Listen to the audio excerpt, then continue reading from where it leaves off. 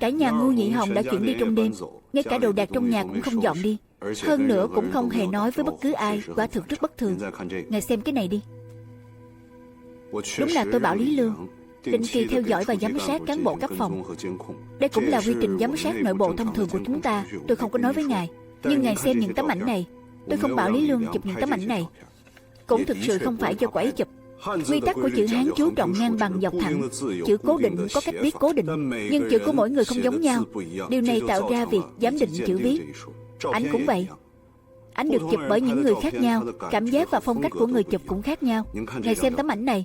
Tấm này do Lý Lương chụp, nhưng ngài xem thêm tấm này đi. Nếu so sánh kỹ thì ngài sẽ thấy hai tấm ảnh này vốn được chụp bởi hai người khác nhau. Đúng thật là vậy. Những tấm ảnh được chụp bởi đặc công chuyên nghiệp trong trạm khác với người bình thường. Xem ra cậu và Vân Hằng Thâm có cùng suy nghĩ. Nếu tấm ảnh lúc trước cậu ấy tìm thấy không bị hủy, nói không chừng chúng ta sẽ tìm ra nhiều manh mối hơn. Tuy bây giờ vẫn chưa biết người đó là ai, nhưng tôi tin chỉ cần điều tra sâu thêm thì hắn nhất định sẽ để lộ sơ hở. Người tiếp xúc với tấm ảnh cuối cùng của Vân Hằng Thâm là ai? Ngoài ngài ra thì còn có tôi và vài trưởng phòng. Xem ra tên nội gián này vẫn nằm trong số mấy người chúng ta. Đúng vậy, những người này đều có khả năng này. Họ cũng liên quan ít nhiều đến chuyện Khúc Văn Chí bỏ trốn và những chuyện xảy ra sau này. Cậu nghiêng về ai nhiều hơn? Lăng Hàn có giống không? Trạm trưởng, bây giờ tôi không nghiêng về ai cả. Hơn nữa, tôi thấy giống hay không không quan trọng. Quan trọng là có bằng chứng xác thực. Cách làm việc gần đây của Lăng Hàn khá cực đoan. Tôi có ý kiến với cậu ấy, nhưng điều này không thể chứng tỏ cậu ấy là nội gián. Hơn nữa tôi tin việc gây ra hiềm khích giữa chúng tôi cũng là một phần kế hoạch của tên nội gián.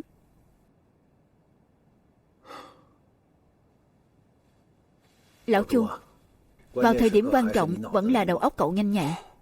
Tuy Lăng Hàn thông minh, nhưng làm việc vẫn chưa đủ chín chắn. Lão Chu, chuyện lần này khiến cậu chịu thiệt thòi rồi. Trạm trưởng, ngài quá lời rồi. Ai trong chúng ta cũng sẽ có chuyện phiền lòng. Nếu như chuyện gì cũng để trong lòng thì đừng làm công việc này nữa. Không hổ là phó trạm trưởng của tôi, có tấm lòng rộng lượng. Sao thế? Trạm trưởng, ngài có suy nghĩ về việc lợi dụng người cung cấp tình báo cho Vân Hoàng Thâm ở Thượng Hải không? Làm rối cục diện rất có thể là một phần trong kế hoạch của nội gián. Bởi vì mọi chuyện càng trở nên khó bề phân biệt thì càng thấy khó xác định được kẻ bị tình nghi là nội gián. Còn có một tình huống khác có thể dùng làm tiêu chuẩn tham chiếu xác định nội gián. Hắn nhất định sẽ hứng thú với người cung cấp tình báo bí ẩn của Vân Hoàng Thâm. Cậu đã nhắc nhở tôi đấy. Cậu xem, người đó không thành thật chút nào. Tôi sẽ tra hỏi lại. Đi thôi.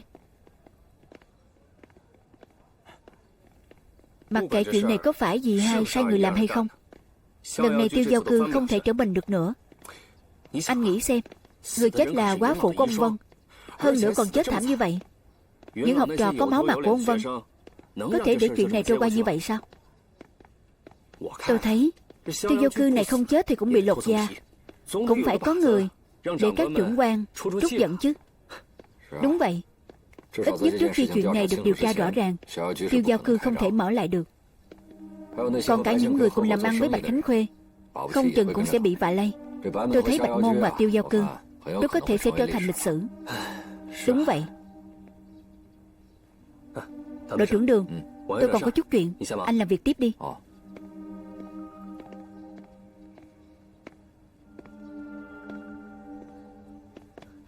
Đội trưởng Đường, anh rể, chuyện này thực sự không phải do em làm.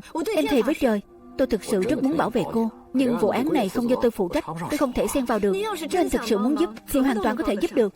Anh rể, anh rể, bây giờ chúng ta đang ở trên cùng một con thuyền. Nếu em ngã xuống thì cũng sẽ bất lợi cho anh. Cô nói như vậy là có ý gì? Ai ở trên cùng một con thuyền với cô? Ý em là... Đội trưởng, cục trưởng tìm anh, hình như có việc gấp. Anh qua đó đi. Được. Tôi còn có việc, chuyện này nói sau đi. Anh rể, tôi thấy Tiêu Giao Cư này không chết thì cũng bị lột da. Đúng vậy. Ít nhất trước khi chuyện này được điều tra rõ ràng, Tiêu Giao Cư không thể mở lại được. Còn cả những người cùng làm ăn với Bạch Khánh Khuê không chừng cũng sẽ bị vạ lây.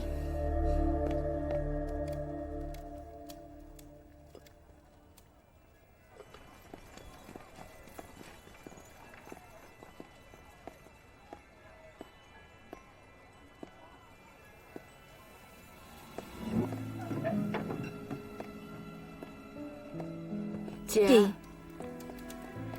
xem đến vào lúc này, có phải ở một mình cảm thấy lo sợ không? Nào, mau vào nhà đi.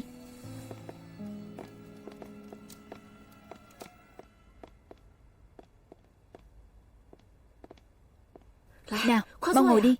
Đứng làm gì chứ? Chắc đến giờ mẹ chồng uống thuốc rồi nhỉ? Không sao, còn phải để nguội nửa tiếng nữa. Nào, uống nước đi. Sao sắc mặt khó coi thế? Bà Vân bị người ta đầu độc chết rồi. Quân Thống nghi ngờ do em làm. Họ đã niêm phong Tiêu Giao Cư rồi. Tâm huyết cả đời của anh nhà em mất cả rồi. Chị, em có thể thề độc với chị, thực sự không phải do em làm. Lại độc ác vậy chứ? Bà Vân tốt như thế, tên khốn hạ độc chắc chắn sẽ bị báo ứng.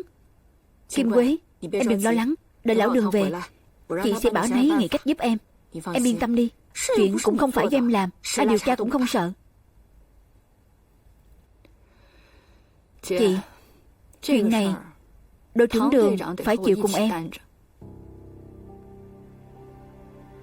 Em xem em nói kìa. Em gặp khó khăn, lão Đường giúp đỡ là vì tình cảm những năm nay của chị em chúng ta. Nhưng bà ấy chịu cùng em, có hơi quá đáng rồi đó. Bà chủ đứng sau hiệu thuốc của lão Trương là em. Cái gì? Mấy người hợp tác với nhau để lừa chị sao?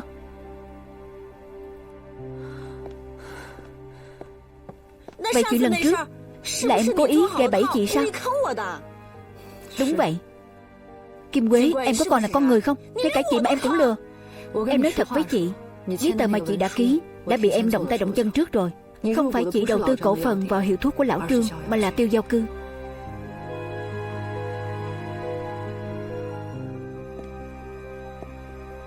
Tại sao em lại làm vậy? Chính là để nắm được điểm yếu của đội trưởng Đường, dùng nó để cứu mạng vào những thời điểm quan trọng. Chị xem, không phải bây giờ dùng đến rồi sao?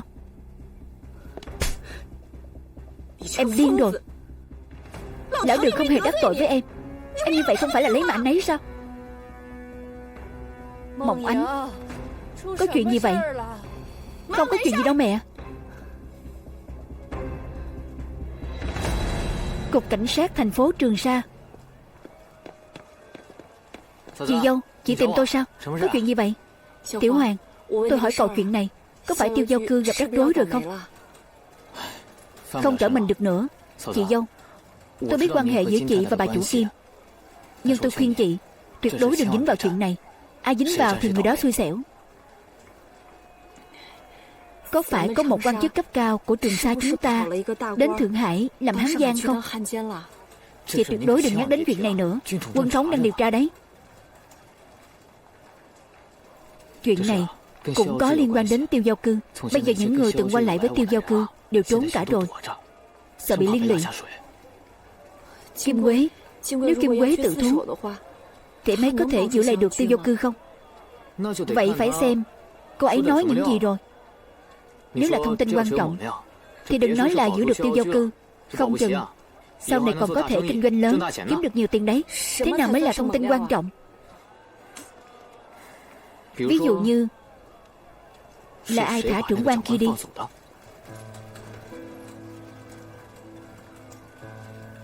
Chị dâu, chị dâu, chị không sao chứ chị dâu? Hay là chị vào trong uống chút nước đi. Tôi không sao. Tôi không sao. Đúng rồi. Thì cậu tuyệt đối đừng nói với lão Đường chuyện tôi đến gặp cậu. Tuyệt đối đừng nói với anh ấy. Được. Tốt. Được. Vân Phủ.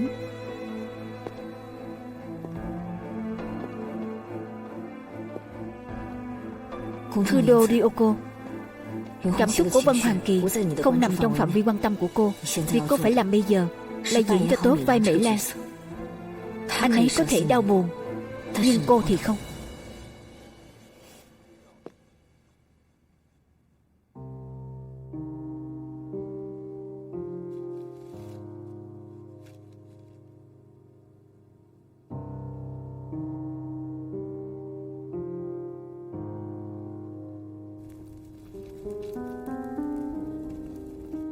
Cậu cả, cậu hai, cô Mỹ Lan đến rồi.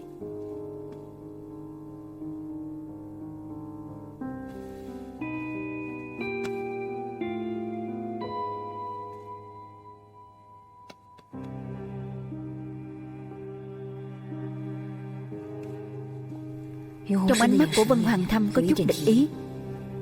Có phải anh ta đã nhận ra điều gì rồi không? Hãy nhớ rằng cô là Mễ Lan, nhất định phải diễn hết màn kịch hôm nay.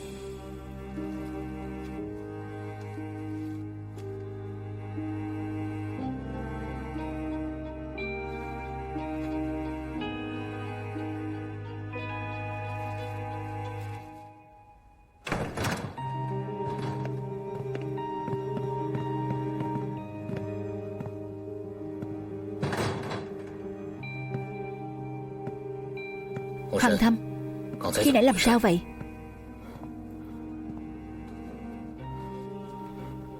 Là Mễ Lan làm. Mễ Lan làm ư?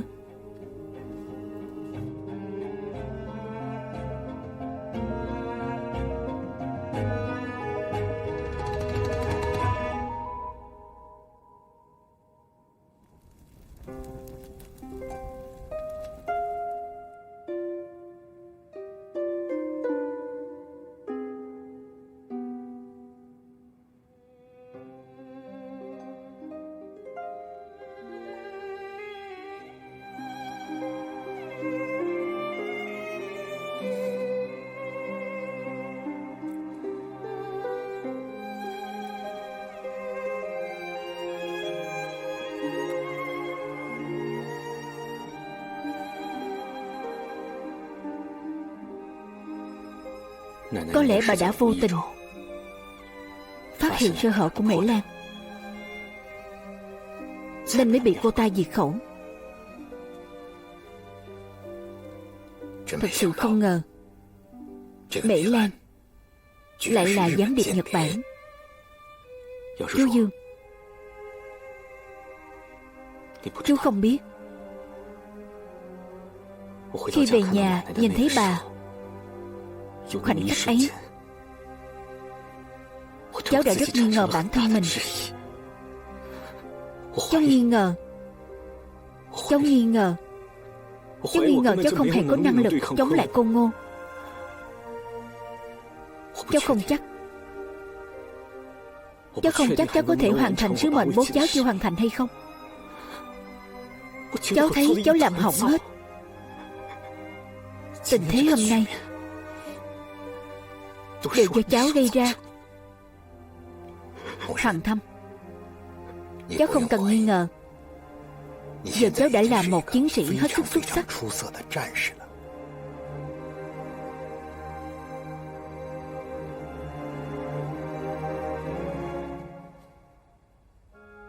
Sự bình tĩnh và nhẫn nại trước đây cháu thiếu, nay đã có đủ rồi.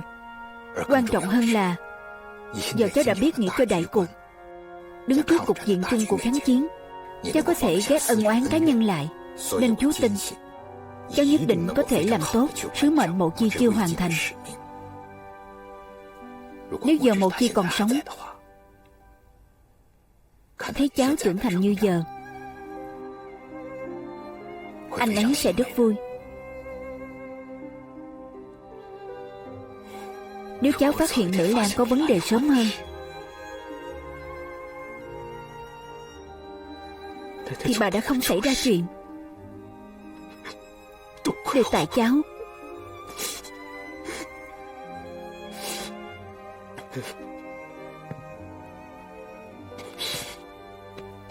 Hoàng Thâm, chú cũng đồng cảm với sự đau khổ và tự trách của cháu. Vì chú cũng đau khổ như vậy.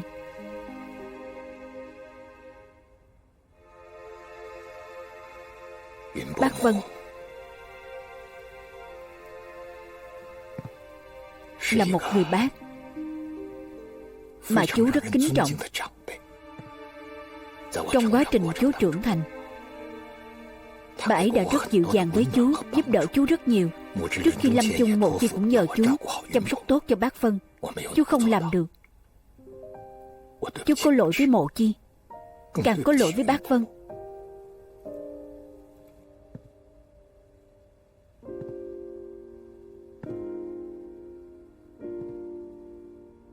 Chú Dương, chú không cần tự trách nữa.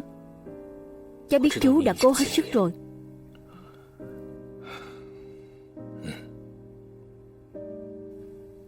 Câu này chúng ta nên dùng để cùng cố gắng. Bây giờ không phải lúc để chúng ta tự trách. Theo những gì chúng ta đang nắm được, khả năng Mễ Lan là quỷ kiệt cao hơn. Vậy nên cháu tạm thời không động vào cô ta là đúng, vì rất có thể cô ta là con đường tốt nhất để cháu tìm ra Côn Ngô. Nhưng có chuyện này, chú rất bất an. Anh Tám trộm tình báo của người Nhật Bản, nhưng con gái anh ta lại là gián điệp Nhật Bản. Kỳ lạ quá. Chú Dương, thật ra cháu luôn nghĩ, cháu nghĩ sao bố lại bất chấp hy sinh tính mạng để truyền tin này ra ngoài. Rốt cuộc tin này là gì? Rốt cuộc ông ấy đang nghi ngờ điều gì? Hoàng Thâm à, cháu thông minh quá. Chú cũng thấy vui thay cho Mộ Chi. Nhưng mà bọn chú đã bắt đầu điều tra chuyện này rồi. Cháu nên chuyển trọng tâm đến chỗ khác. Mễ Lan mới là hướng chính trong công việc sau này của cháu. Cháu hiểu rồi. Chú Dương, cháu mong được chính thức gia nhập đảng.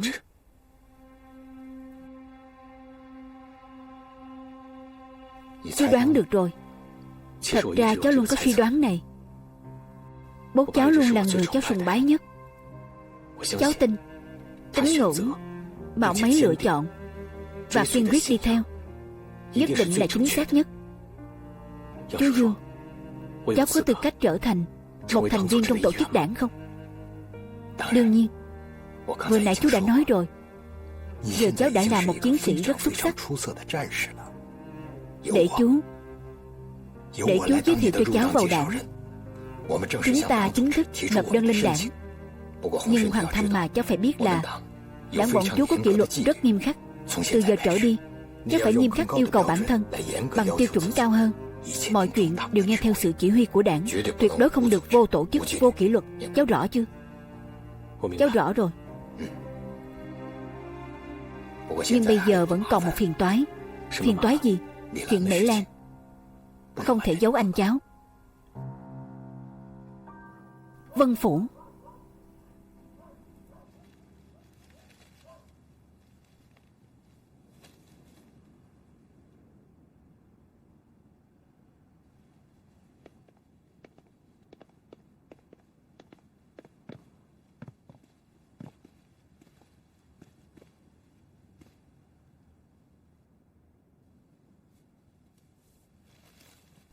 Không còn sớm nữa, tôi về trước đây. Anh hãy tự chăm sóc bản thân, đừng để mình đổ bệnh. Tôi nghĩ chắc chắn bà sẽ mong anh sống tốt.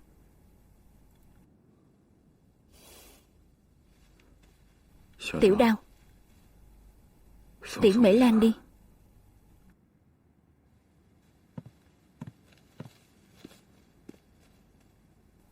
Cô Mễ Lan.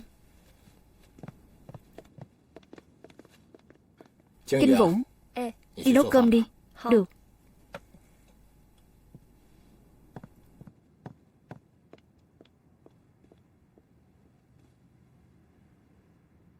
Tiểu Kỳ, cháu đứng dậy đi. Chú có chuyện quan trọng muốn nói với cháu.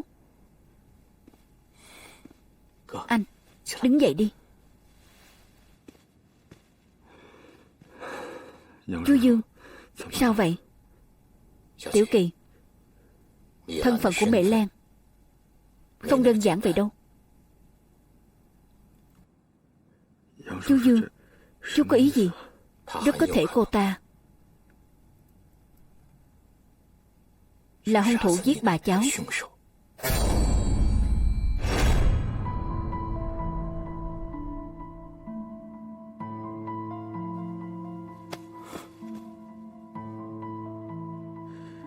Chú Dương, chú nhầm rồi à? Mễ Lan rất ngây thơ, không thể nào là Mễ Lan. Cô ấy rất ghét ghen, cô ấy không thể làm ra chuyện này. Là người của nhà họ Bạch. Kinh Vũ nói hết với cháu rồi. Dì hay muốn lôi kéo cháu, nhưng bà đã từ chối. Vậy nên cô ta âm hận trong lòng. Lại thêm chuyện tư giao cư của họ bị điều tra đóng cửa, nên cô ta mới chơi chiêu ác. Nên cô ta mới, trừ khi bà kia muốn cá chết lưới rách, nếu không cô ta không dám ra tay với bà đâu. Tiểu Thâm, dì hai Cô ta hoảng hốt lo sợ.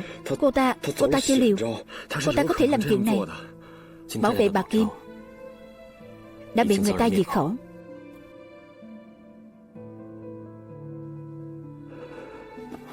Không thể nào. Không thể nào, anh. Em biết anh không thể chấp nhận. Nhưng sao em và chú Dương lại lừa anh được?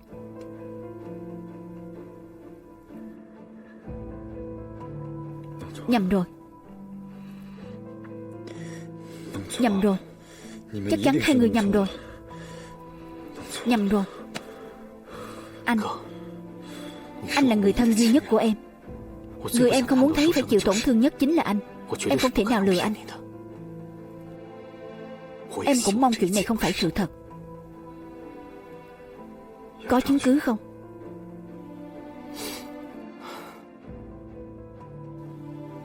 Đây là thứ bà tự tay thêu trước khi bị hại.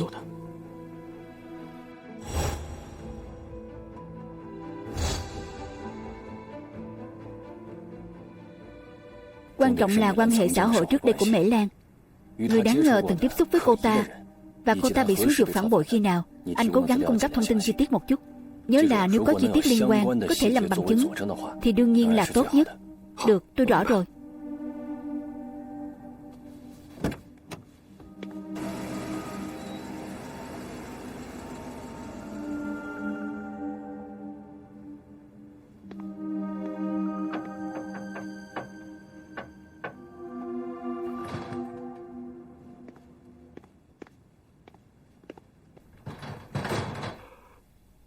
Là anh đã hại bà.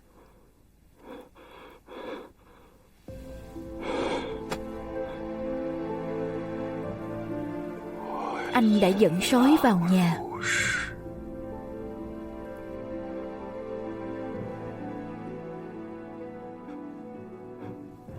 Anh.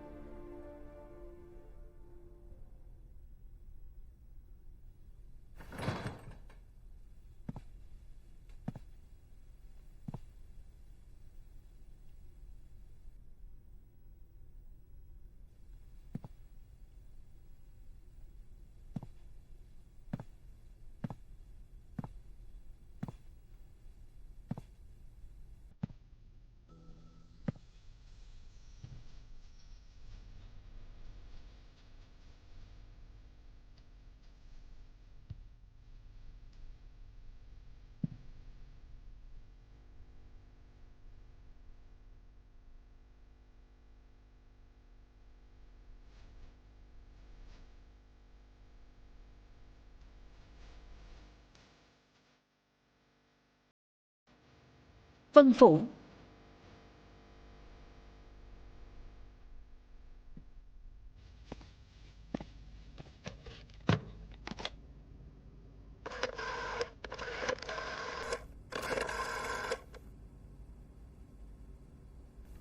Nói đến ông chủ đới cho tôi. Cục trưởng, tôi là Lăng Hàn. Tôi có chuyện quan trọng muốn báo cáo với ngài. Cha con Vân Mộ Chi là người của Đảng Cộng sản. Điều tra chi tiết quá khứ của Lăng Hàn ngay.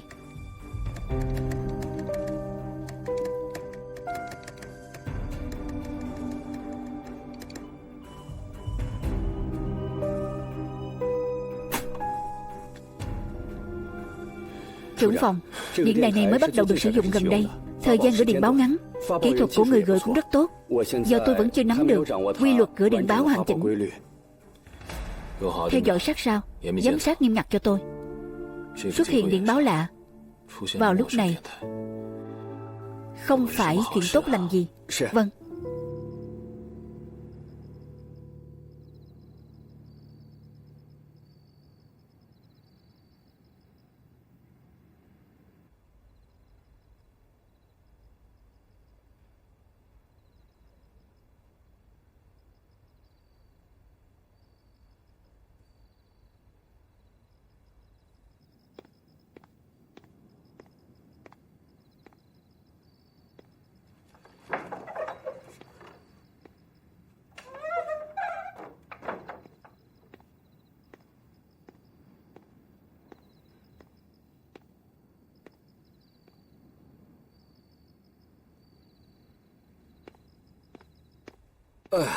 Mộng Ánh, em giặt bao nhiêu quần áo mà phơi khắp sân thế kia? Giặt sớm để sao khỏi phải giặt. Dù gì cũng phải làm mà. Anh bảo này Mộng Ánh, hôm nay em chăm chỉ như vậy, có phải có chuyện tốt gì không? Em nhặt được tiền. Thật ư? Nhặt được bao nhiêu? Em không nói với anh được. Em mà nói với anh, chắc chắn anh sẽ bắt em trả lại. Mộng Ánh, thời buổi này khó sống. Mất tiền người ta sẽ sốt ruột lắm. Em đùa anh thôi. Em làm gì may mắn như vậy? Còn nhặt tiền nữa. Em không làm mất tiền của mình đã làm may lắm rồi. Lão Đường, anh đói không? Em đi nấu cơm cho anh. Anh không đói, anh không đói. Anh ăn bên ngoài rồi. Em ngồi đi. À, anh mệt lắm. Anh ngủ trước đây. Anh ngồi xuống đã, ngồi xuống đã. Lão Đường, hai chúng ta nói chuyện đi. Có gì để mai nói đi. Hôm nay anh thực sự rất mệt. Em cũng đừng làm nữa. Mau đi ngủ đi.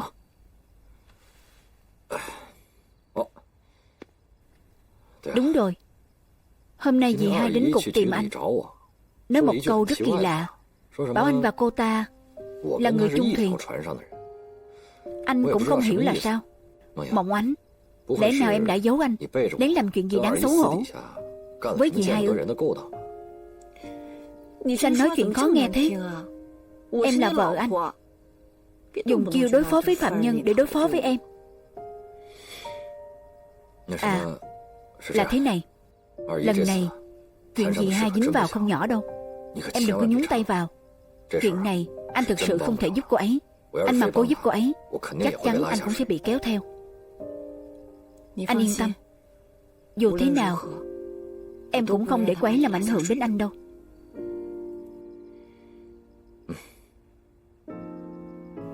Đi ngủ sớm đi. Anh đi ngủ trước đây.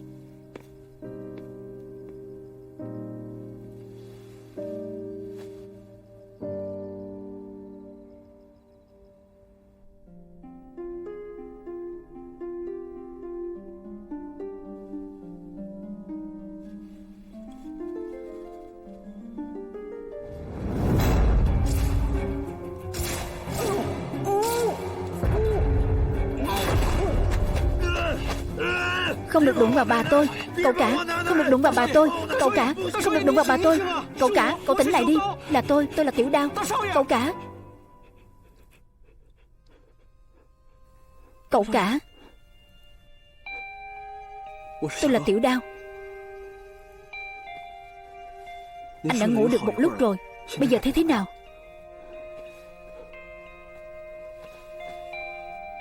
Thân phận của Mễ Lan không đơn giản vậy đâu.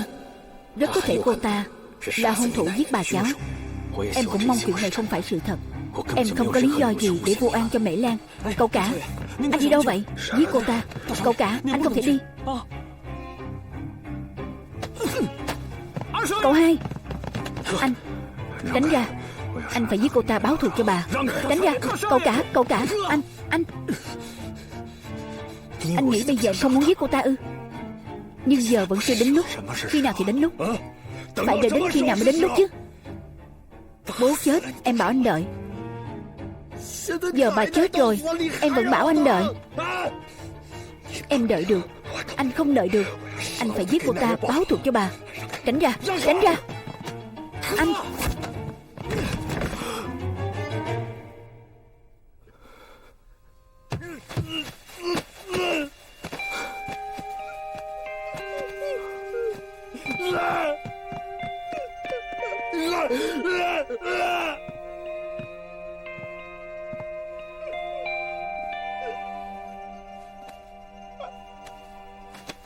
Anh, đừng động vào anh. Anh, đừng động vào anh.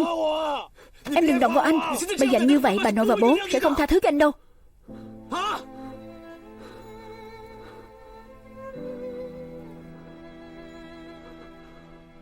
Anh, đứng dậy. Đàn ông con trai, anh đứng dậy đi.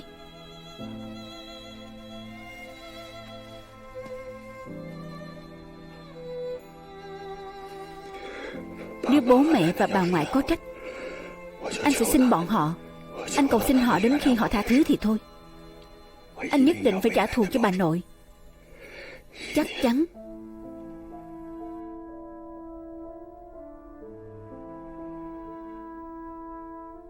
Anh, em bảo Quân Thống đi tìm cô Ngô ẩn mình phía sau là do chính bà nội quyết định. Bà nội là quyết định của bà nội sao? Lúc đó bà vừa mất con trai. Bà biết nơi đó rất nguy hiểm, nhưng bà vẫn đồng ý để em đi. Bởi vì bà biết điều gì quan trọng hơn.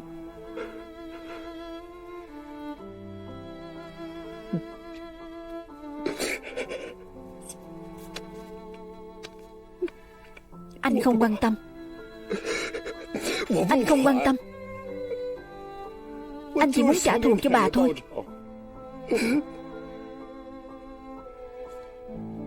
Anh thật sự chỉ muốn trả thù cho bà thôi. Anh, nhưng mong muốn thực sự của bà là gì?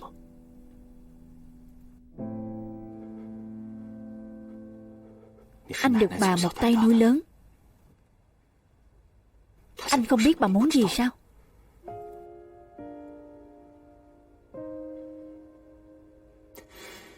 Anh tưởng em không muốn trả thù sao? Em chỉ muốn băm vằm cô ta ra thành ngàn khúc. Nhưng chúng ta bất chấp trả thù, sau đó thì sao? Liệu bà nội có tha thứ cho chúng ta không?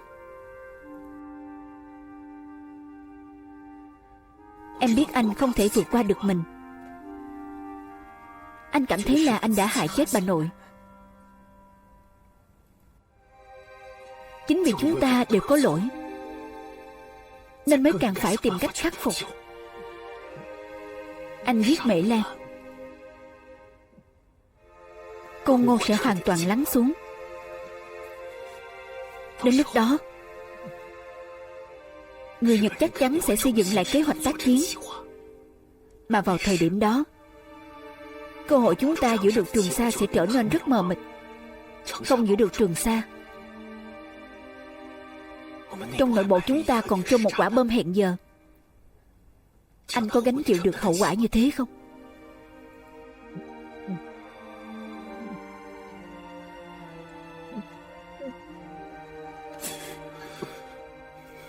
Anh thực sự nhớ bà nội. Anh nhớ bà.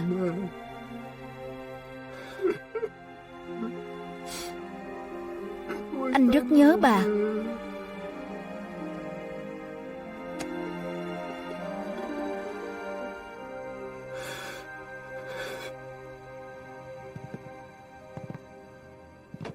Cậu hai, cậu cả thế nào rồi? Đỡ hơn nhiều rồi. Nhất định phải trông coi nấy không rời. Tuyệt đối không được để nấy rời khỏi tầm mắt của cậu. Được, vậy tôi vào trong trước đây.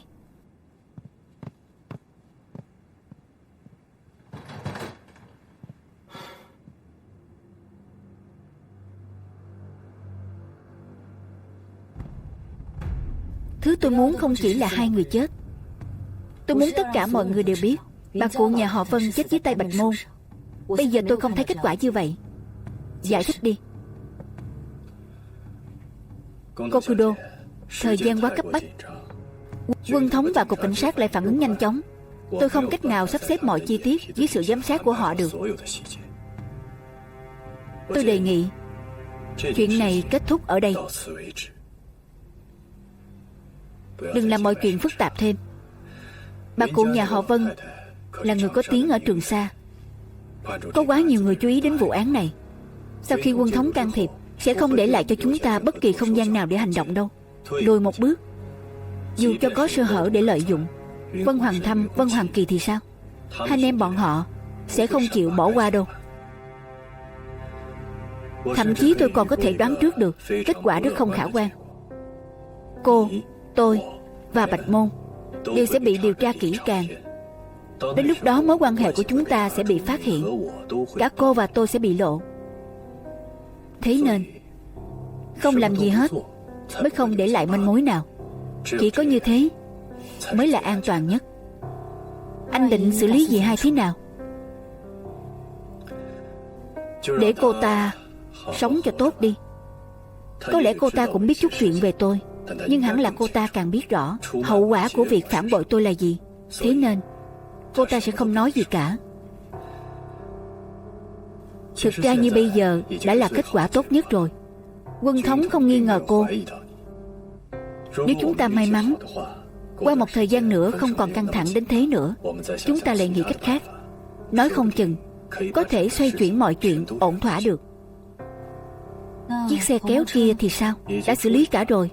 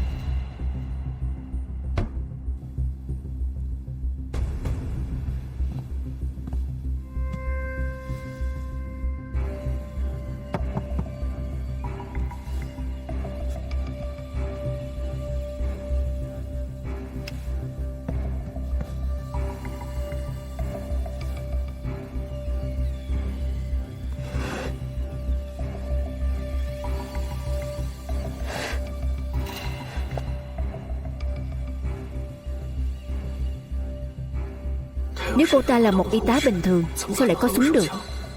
Khẩu súng này và ngăn bí mật này ít nhất có thể chứng minh được thân phận của Mễ Lan không đơn giản.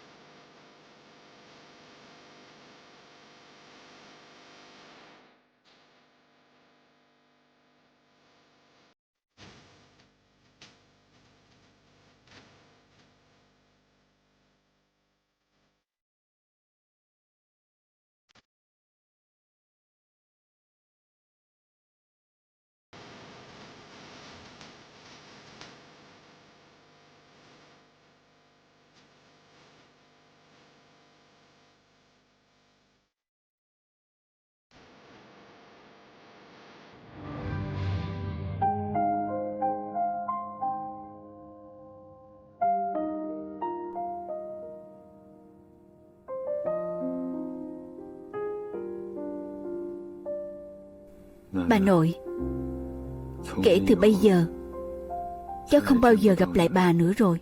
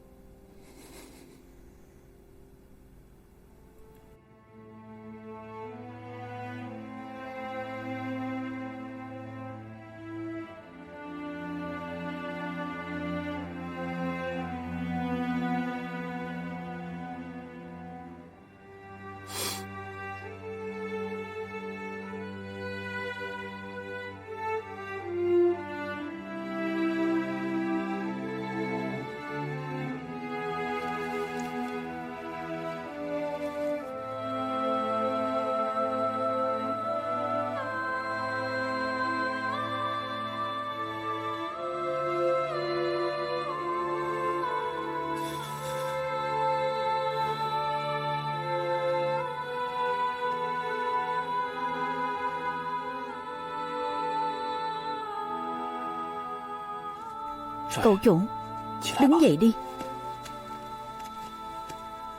Anh.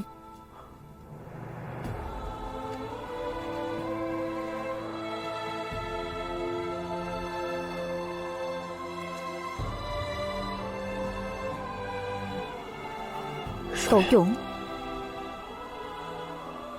Anh. Cậu chủ, cậu chủ, cậu chủ, anh, cậu chủ.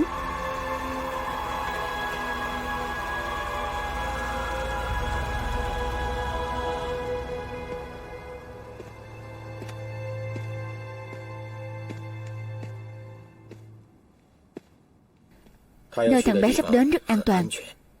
Người chịu trách nhiệm chăm sóc Tiểu Kỳ là một người hoạt động ngầm rất giàu kinh nghiệm. Hơn nữa, còn có Tiểu Đao đi theo mà. Thế nên cháu không phải lo lắng về vấn đề an toàn đâu. Cháu thì không lo về vấn đề an toàn. Điều duy nhất cháu lo bây giờ là khúc mắc của anh cháu. Nếu anh ấy vẫn không thể nghĩ thông được, sau này coi như hỏng mất. Không ai giúp được chuyện này đâu. Tất cả tùy thuộc vào nó. Nếu thằng bé có thể thuận lợi vượt qua được cửa ải này, thì nó sẽ trở thành một người đàn ông có thể đảm đương trách nhiệm thực sự. Anh ấy sẽ như vậy. Anh cháu chắc chắn sẽ làm được.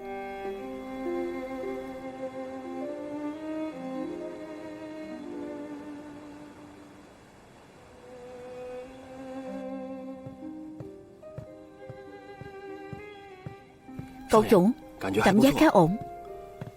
Nào, bây giờ mặc dù đang là mùa hè, nhưng ở đây gần với nước, tiết trời ban đêm cũng hơi lạnh. Cái chăn này mới toanh, mấy đứa dùng đi nhé. Cảm ơn. Vậy chú đi nấu cơm trước đây. Muốn ăn gì không? Tay nghề của chú cũng được lắm đấy. Cậu chủ, anh muốn ăn gì? Thế này đi, chú cứ quyết định là được. Cậu chủ của chúng tôi cũng chưa muốn ăn cho lắm. Được, tôi đi nấu ăn trước đây. Hôm nay chúng ta ăn cá đi. Được. Cảm thấy thế nào rồi? Tôi nhớ bà nội.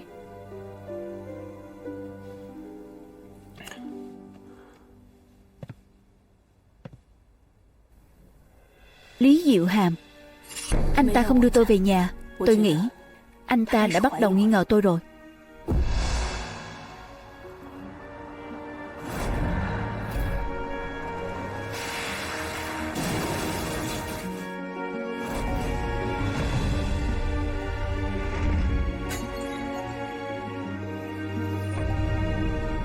Anh làm giúp tôi một việc.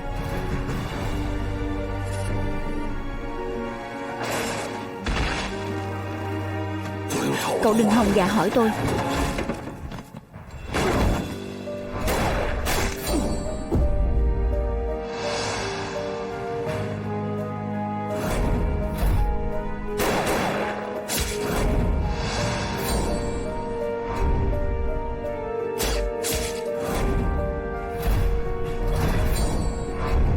Keiko đang ở đâu?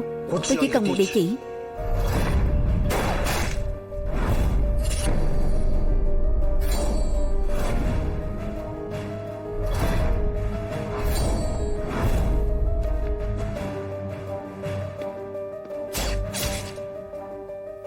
Đây là chìa khóa. Tất cả đồ đạc của anh Tám biến mất hết rồi. Là hai tên thanh niên lấy đồ đi mất. Chắc là Vân Hoàng Thâm và Vân Hoàng Kỳ. Hủy triệt.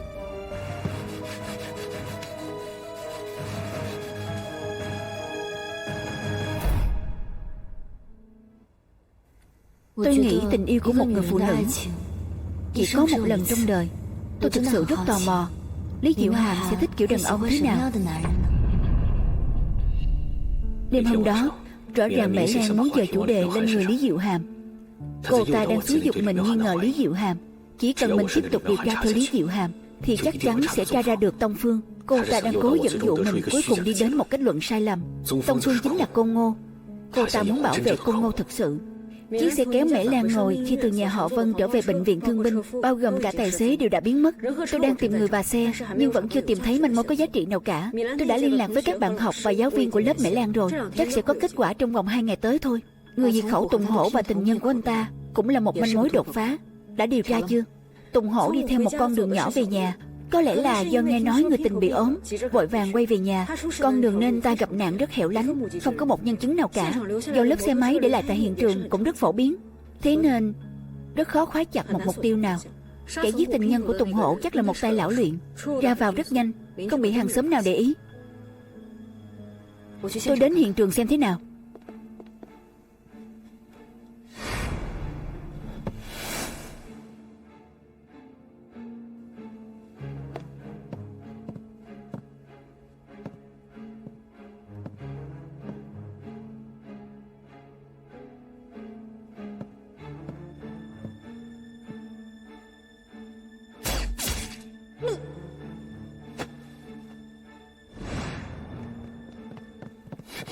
Đừng bắn. Cô đến đây làm gì? Tôi nghe nói đây là hiện trường vụ án. Tôi biết mọi người có cử người canh giữ. Tôi cũng đã phái người đến đây. Thế nên tôi đã biết ngay lúc cô đến rồi. Cô phái người theo dõi chúng tôi sao? Không phải. Chúng tôi cũng muốn giúp cô. Nhỡ có người khả nghi đi lại xung quanh đây bị chúng tôi bắt được, cũng xem như là lập công không phải sao? Rốt cuộc cô muốn làm gì? Trưởng quan, cái chết của bà Vân thực sự không liên quan gì tới chúng tôi cả. Tôi còn muốn bắt hung thủ hơn bất kỳ ai nữa. Khi anh nhà tôi còn sống, quả thật có thù hằn với cậu cả nhà họ Vân. Nhưng lúc đó bọn tôi đều không dám ra tay tàn ác, huống hồ là bây giờ. Dù là giúp đỡ đám anh em của bọn tôi thôi, tôi cũng không dám gây thù chuốc oán với nhà họ Vân. Tôi biết không phải là các người. Trưởng quan sáng suốt, trưởng quan sáng suốt. Người gửi hàng vào ngày 2 tháng 7 là ai? Ngày 2 tháng 7. Các người gửi hàng gì vào ngày hôm đó? Bản thân các người không biết à? Tôi nhớ ra rồi. Dạo này báo chí có hay nói về chuyện này. Cái này về lô hàng đặc biệt đó, trước giờ chúng tôi chưa từng hỏi chủ hàng gửi hàng gì đi cả. Đây là quy tắc trong giang hồ. Không phải. Cô nhìn tôi như vậy cũng vô dụng thôi. Dù cô có đánh chết tôi thì tôi cũng không biết thật mà.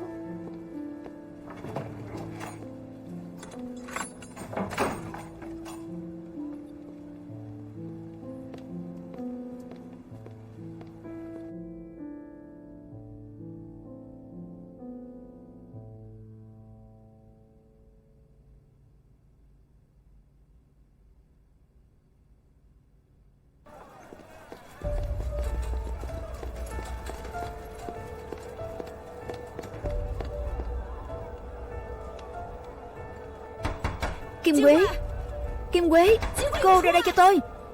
Kim Quế, cút ra đây mau.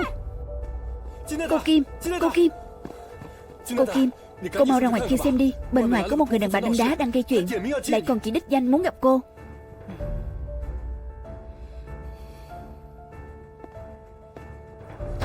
Ra đây. Cô ra đây ngay cho tôi. Kim Quế, cuối cùng cô cũng ra rồi. Chị, ai là chị cô? Kim Quế, tôi là hàng xóm với cô 7-8 năm. Bố tôi không cho cô ăn thì tôi không ít lần trộm lương khô ở nhà cho cô ăn. Giờ cô khá giả lên rồi thì bắt luôn lương tâm cho chó gặm rồi đúng không? Chị, chúng ta vào trong rồi nói. Tôi không vào. Tôi phải nói rõ ràng mọi chuyện ngay trước mặt tất cả mọi người. Tăng Mộng Ánh, cô bắt nạt tôi không biết chữ. phối hợp diễn kịch với lão Trương ở tiệm thuốc, để lừa tôi ký vào giấy đầu tư, muốn kéo lão Đường nhà tôi ngã ngựa. Tôi nói cho cô biết, nằm mơ đi. Lão Đường nhà tôi không biết cái gì cả. Anh ấy còn chưa từng thấy cái này trông như thế nào nữa. Giờ cô xảy ra chuyện, liền lấy cái này để uy hiếp anh ấy, muốn anh ấy dọn dẹp cục diện giúp cô. Nằm mơ đi. Tôi là người ký tên, là người ấn dấu tay. Cô muốn gì thì cứ nhắm vào tôi đây này. Tôi theo đến cùng. Vợ chồng hai người kẻ tung người hướng tới tận chỗ tôi. Muốn quỵt nợ thì nói sớm đi, sao phải ầm ĩ tới mức này chứ? Lúc trước khi cầm được tiền nhà chúng tôi thì hai vị đâu có nói như vậy đâu. Tôi mà lấy tiền bẩn của tiêu giao cư mấy người thì tôi sẽ bị sét đánh, chết không toàn thây. Cô có dám thề độc như vậy không? Bà Đường, chúng tôi làm nghề này thì không sợ thề độc nhất. Được, bây giờ cô thề độc đi. Nếu những lời Kim Quế cô vừa nói không phải sự thật thì suốt đời suốt kiếp Bạch Khánh Khuê cũng không thể đầu thai làm người, mãi mãi chỉ có thể làm súc sinh. Chị, sao? Không dám đúng không? Không dám thề độc đúng không? Mọi người ơi, mọi người đã thấy chưa? Cô ta không dám thề độc như vậy. Chồng tôi hoàn toàn không liên quan tới những việc xấu xa mà Bạch Khánh Khuê và Kim Quế làm. Hoàn toàn không liên quan chút nào.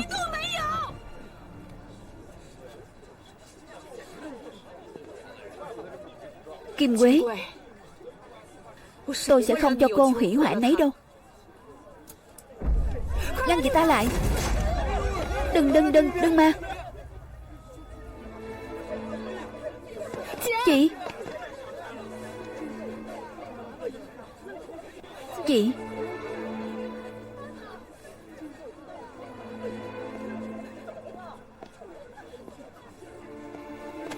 Chị. Chị. Chị. Chị. Chị ơi, tránh ra. Chị dâu. Chị dâu. Chị dâu, chị làm sao thế? Chị dâu, chị nói gì đi chứ? Mau, đưa tới bệnh viện nhanh.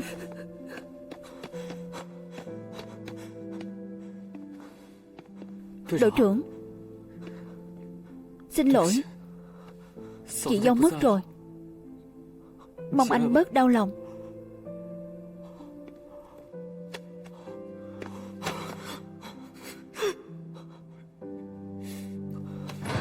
Đội trưởng.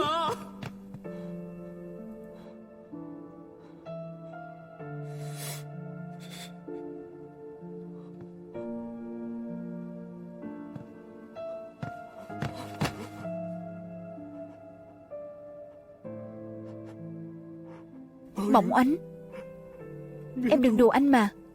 Em đi rồi thì anh và con phải làm sao đây?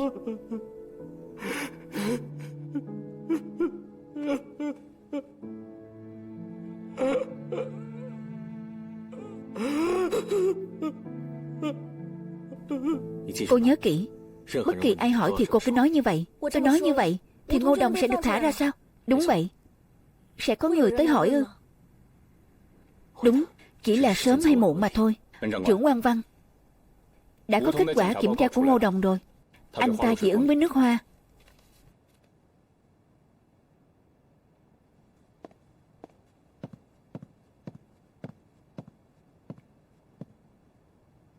Có bao nhiêu người biết việc anh dị ứng với nước hoa?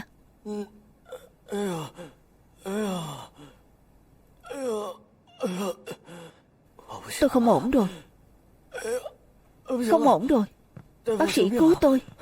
Anh sao vậy? Anh sao vậy? Bác sĩ. Bác sĩ. Tôi sắp không xong rồi. Được, xin chờ một chút. Giờ tôi sẽ đi gọi cô ấy. Xin chờ một chút. Mẹ Lan, điện thoại tìm cô. Cảm ơn. Không có gì. Alo. Xin chào. Là ai vậy? Mẹ Lan. Tôi là thầy Châu của trường đào tạo y tá. Thầy là thầy Châu nào vậy ạ?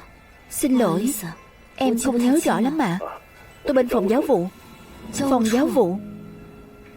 Em nhớ phòng giáo vụ có thầy Lý, thầy Triệu, chứ không nhớ có thầy Châu nào. Tôi tới trường đào tạo y tá vào năm các em tốt nghiệp, nên chắc em không ấn tượng lắm. Vậy thầy tìm em có chuyện gì không ạ? Lớp các em có một bạn tên Tô Tiểu. Em còn liên lạc với bạn ấy không? Tôi tìm bạn ấy có chút việc. Tô Tiểu đã mất rồi à? Ở trận hỏa hoạn năm ngoái. Cô ấy đã không thoát được à? Còn trẻ vậy mà. Tiếc thật. Đúng à.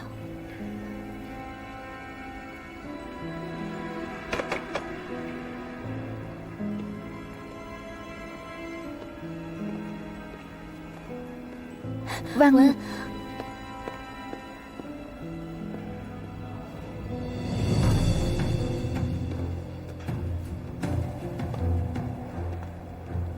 Thầy giáo Châu đột nhiên xuất hiện này khiến Mễ Lan cảm thấy rất bất an.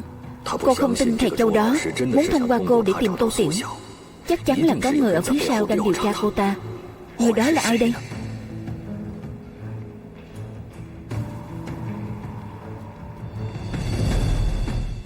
Thầy xem thử xem cô gái này có phải là học sinh của thầy năm đó không? Thầy Dương, thầy nhìn kỹ lại đi. Thật sự không có ấn tượng gì cả. Không nhớ nữa. Thầy nhìn kỹ lại lần nữa đi.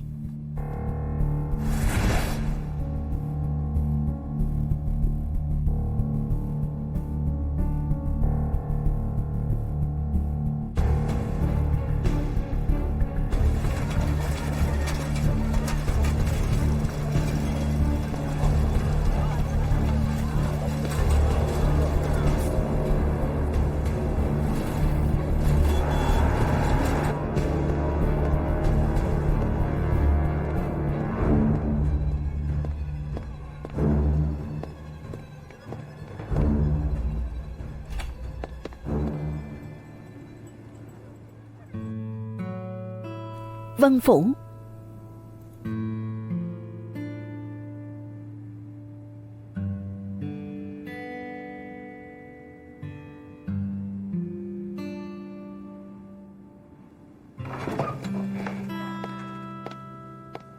Đây không phải là xe của trưởng Quan Văn sao? Cô ấy tới đây làm gì?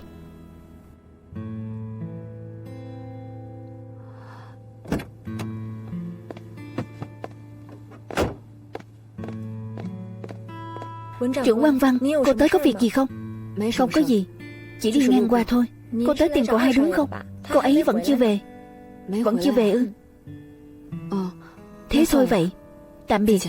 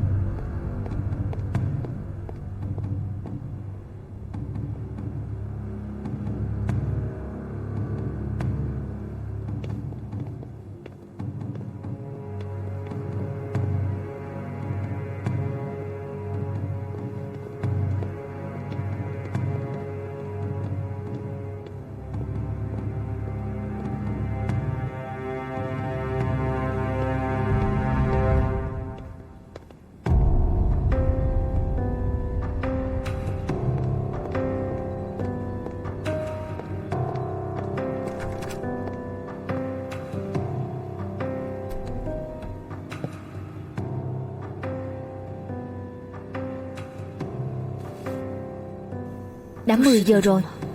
Tại sao vẫn chưa gọi điện vậy?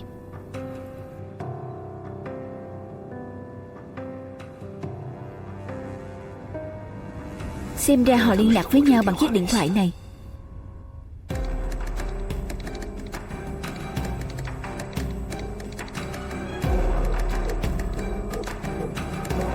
Mạng lưới gián điệp bị phá hoại nặng nề. Xin hãy điều động bổ sung nhân sự ngay.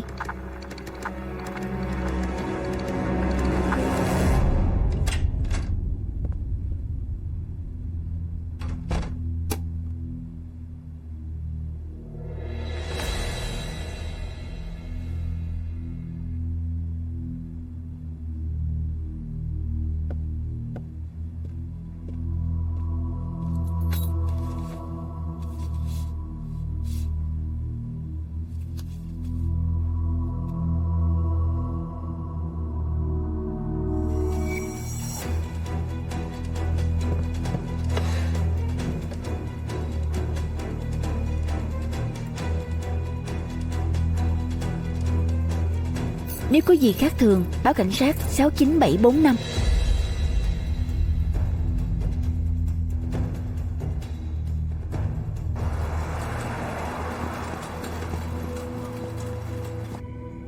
Về cơ bản có thể xác định bốt điện thoại đó rồi. Nhưng 10 giờ đêm có phải thời gian liên lạc cố định của họ không thì phải chờ xác nhận. Xem ra trò rung cây dọa khỉ hôm nay cũng có hiệu quả đó. Tiếp theo chúng ta sẽ thêm cho hắn một mồi lửa nữa.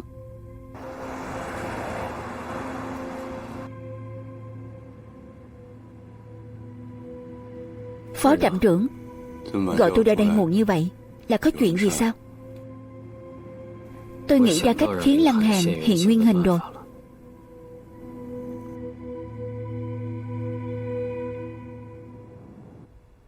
Bài vị của chồng Bạch Khánh Khuê.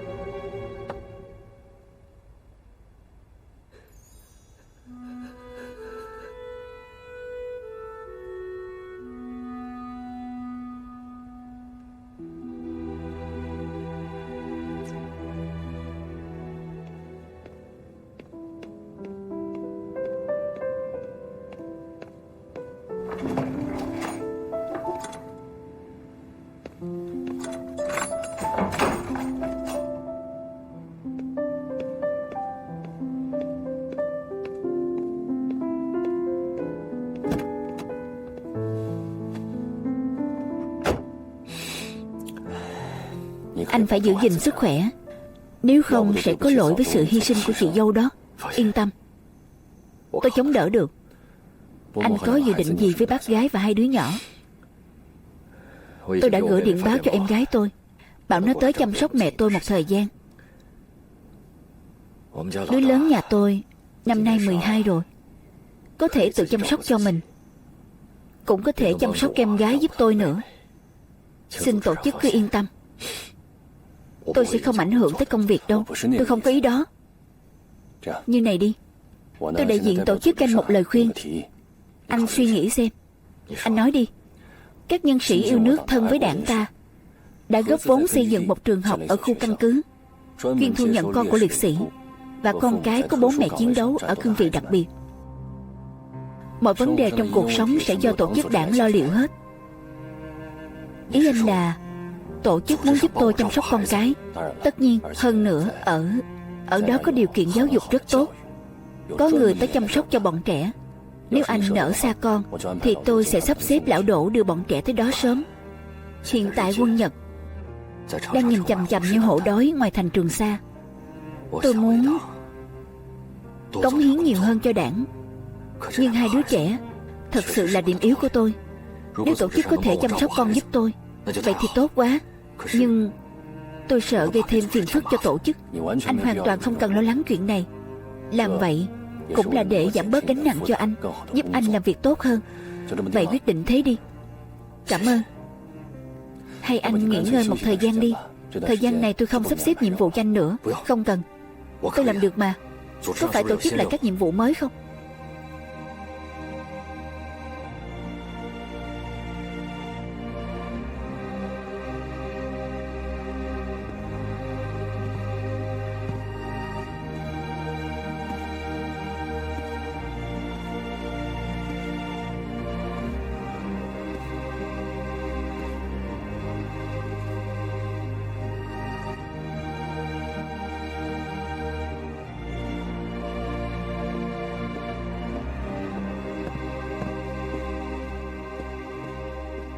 Cậu hai, anh về rồi ư?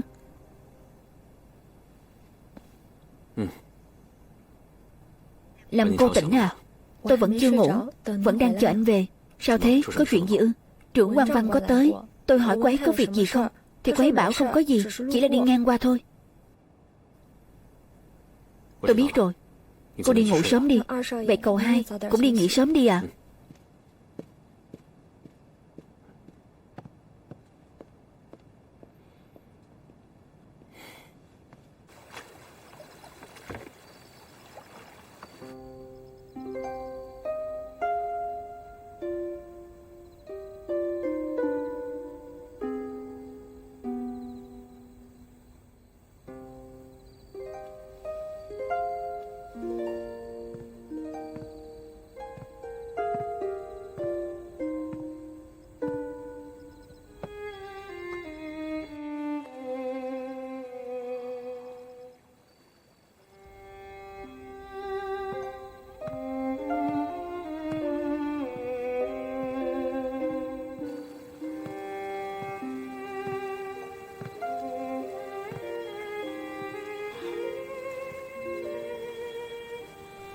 không ngủ được à?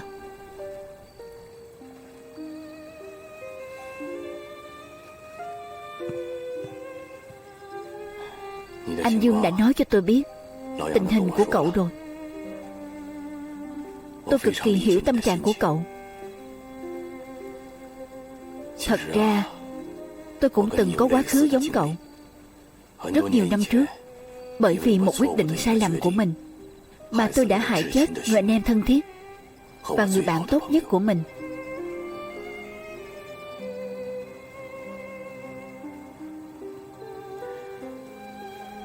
Đứa em ruột thịt của tôi vừa kết hôn, em dâu còn đang mang thai nữa. Khi nó chết mới có 21 tuổi, còn chưa được nghe con gọi một tiếng bố nữa.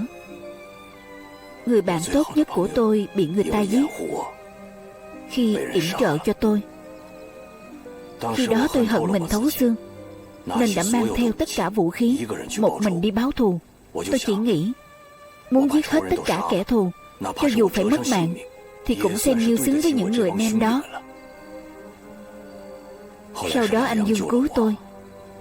Anh ấy có hỏi tôi một câu. Anh ấy bảo nếu tôi chết rồi thì sau này vợ của em trai tôi, đứa cháu chưa ra đời của tôi và cả gia đình người bạn của tôi sẽ phải dựa vào ai đây? Người anh em. Chúng ta phạm phải sai lầm thì phải biết bù đắp. Tốt với người còn sống một chút thì mới là sự an ủi lớn nhất với người đã khuất.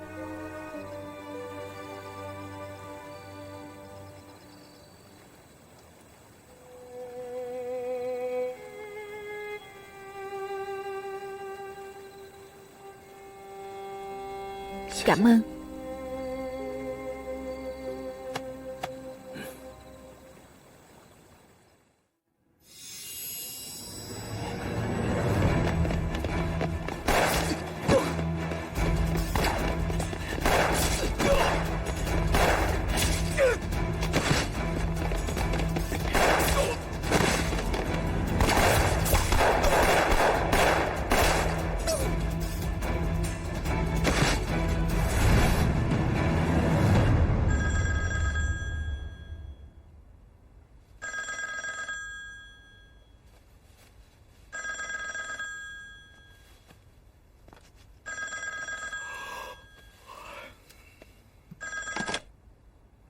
Alo, ông Dương, tôi là môi giới bất động sản của ông. Ngày mai tôi phải về quê hương tựa họ hàng rồi. Nhà của ông chỉ đành nhờ người khác theo dõi thôi.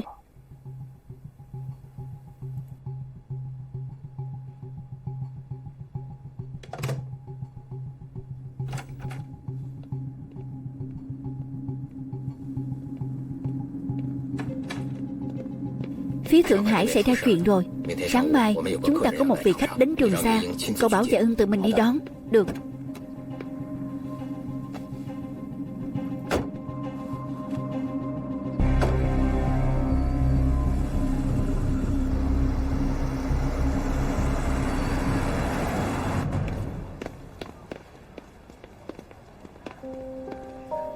Đến đó phải nghe lời. Con phải chăm sóc tốt cho em gái. Nghe thấy chưa? Con là anh trai. Vâng.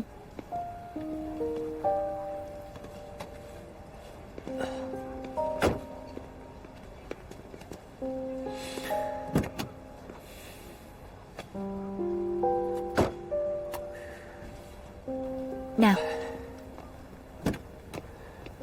lên xe đi.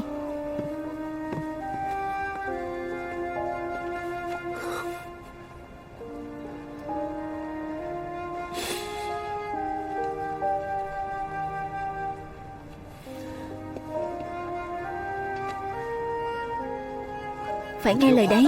Tạm biệt bố. Tạm biệt bố. Tạm biệt.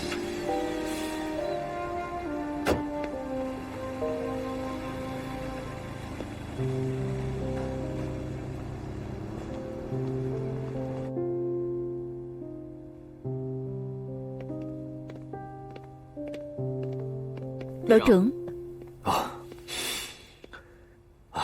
Tổ trưởng Vân, sao cậu lại đến đây?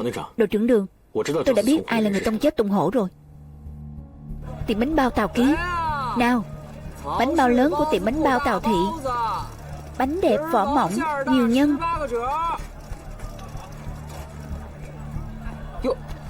Hai vị trưởng quan, mời vào bên trong.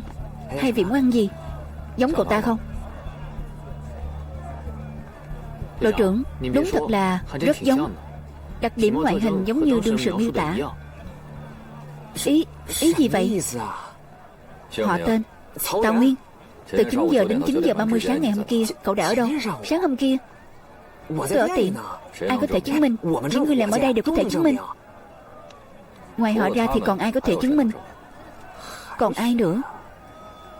Hôm đó tiệm tôi có khá nhiều khách, nhưng tôi không quen họ, cũng không tìm được họ. Thế này đi, cậu cung cấp cho chúng tôi đặc điểm ngoại hình của những người khách ăn ở đây. Vào sáng hôm đó chúng tôi tự đi tìm. Trưởng quan, mỗi ngày khách ra vào tiệm tôi nhiều như vậy, tôi không thể nhớ được. Không nhớ được sao? Đưa đi. Đi thôi. Đừng mà trưởng quan. Tại sao lại như vậy? Cũng phải có lý do chứ. Cậu có quen Kim Quế của Tiêu Giao Cư không? Tôi từng nghe nói đến, nhưng không quen. Thả cậu ta ra. Sáng hôm kia, mỹ sĩ của cô ấy đã bị người ngồi xe máy tông chết. Có người báo đã nhìn thấy cậu ở hiện trường. Chuyện này cậu lại nói sáng hôm đó cậu ở tiệm bánh bao lại không tìm được nhân chứng thích hợp. Vậy thì chỉ có thể mời cậu hay chúng tôi về cục cảnh sát thôi. Là kẻ nào ban ngày ban mặt ăn không nói có.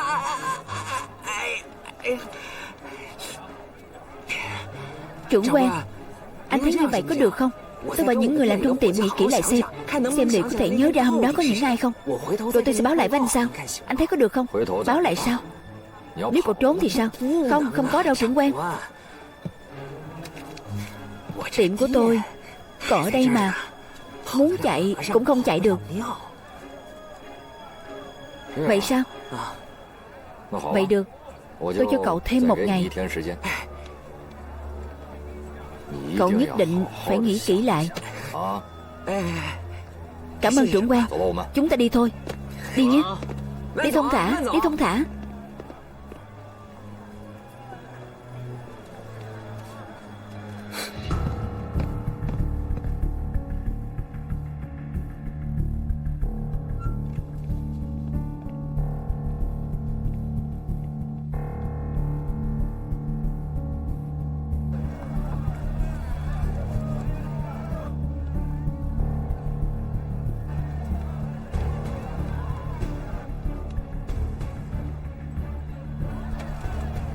Mời anh.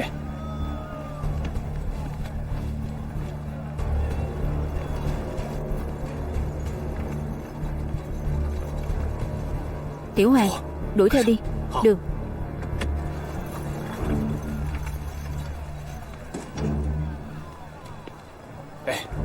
Anh đi thông thả.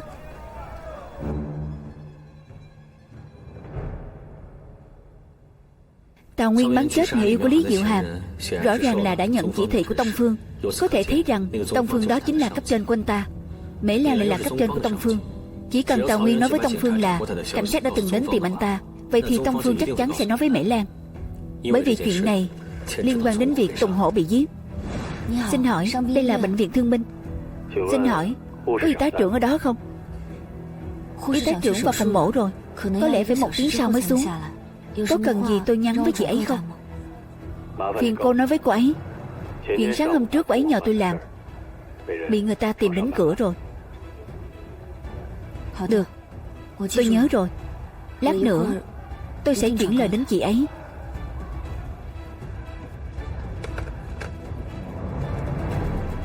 Nếu có gì khác thường, báo cảnh sát 69745.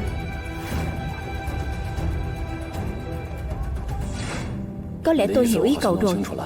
Cậu xem, Tông Phương, Sở Quân Thống lần theo Tào Nguyên, tìm ra được hắn và Mễ Lan. Vậy hắn chắc chắn sẽ cảnh báo Mễ Lan. Còn Mễ Lan trước đó đã bị thầy Châu của trường đào tạo y tá dọa một phen. Bây giờ cộng thêm chuyện của Tào Nguyên, cô ta sợ Quân Thống sẽ đẩy mắt tới mình, từ đó lần ra được Côn Ngô. Vì thế, sau khi cô ta nhận được lời cảnh báo của Tông Phương, sẽ lập tức thông báo với Côn Ngô ngay. Đúng vậy.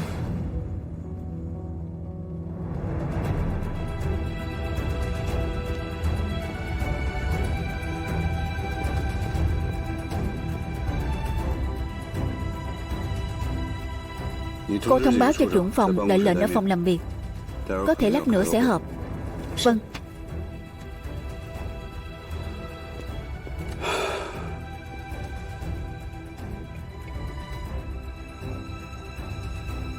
Tiếp theo phải xem Lăng Hàn có cắn câu không.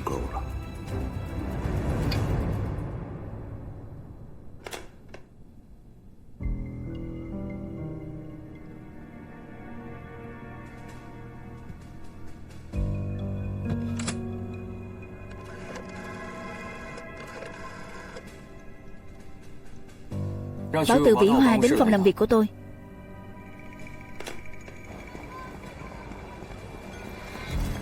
Anh ơi, dừng ở đây đi. Cảm ơn.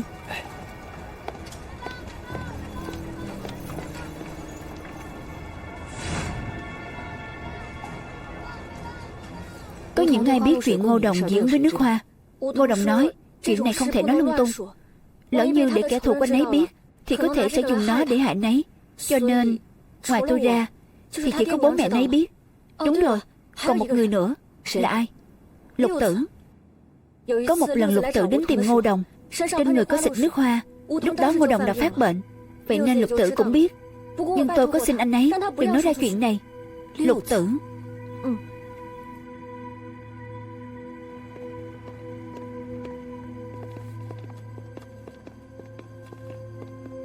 Tổ trưởng Văn.